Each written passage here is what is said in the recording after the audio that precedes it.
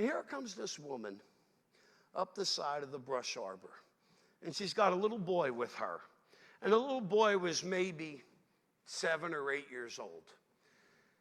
And she's bringing him up. And she comes up to me and she begins to speak in Ugandan. I have no idea what this woman is saying. But the desperation in her voice, I heard. And I understood. And I looked at the little boy. His stomach is bloated from malnutrition.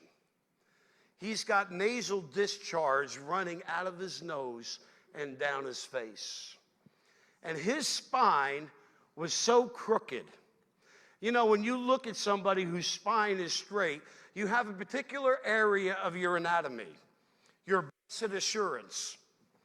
And most of us, our blessed assurance is in line with our spine.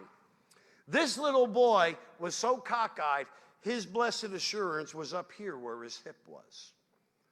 And I looked at him, and I see this malnutrition, bloated stomach. I see the nasal discharge. I see the crooked spine. I broke. And I flashed back to 1214 Coolidge Avenue, praying, Lord Jesus, when I see the sick, help me be moved with compassion, like you were moved with compassion. And I just fell on my knees in front of this little boy.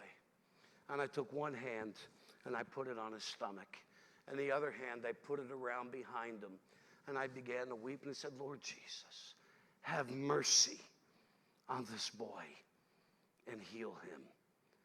And I looked up, and to my surprise, his stomach looked like somebody had taken a pin and put it in a balloon and it popped.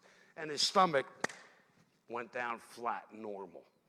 The nasal discharge that was running down his face was gone.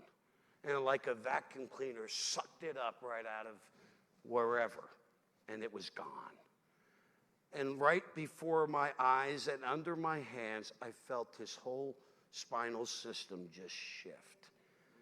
And his rear end was now where it belonged and where it was supposed to be. The second reason that we do the works of Jesus is just to meet the needs of the people, that they might believe, and to meet the needs of the people.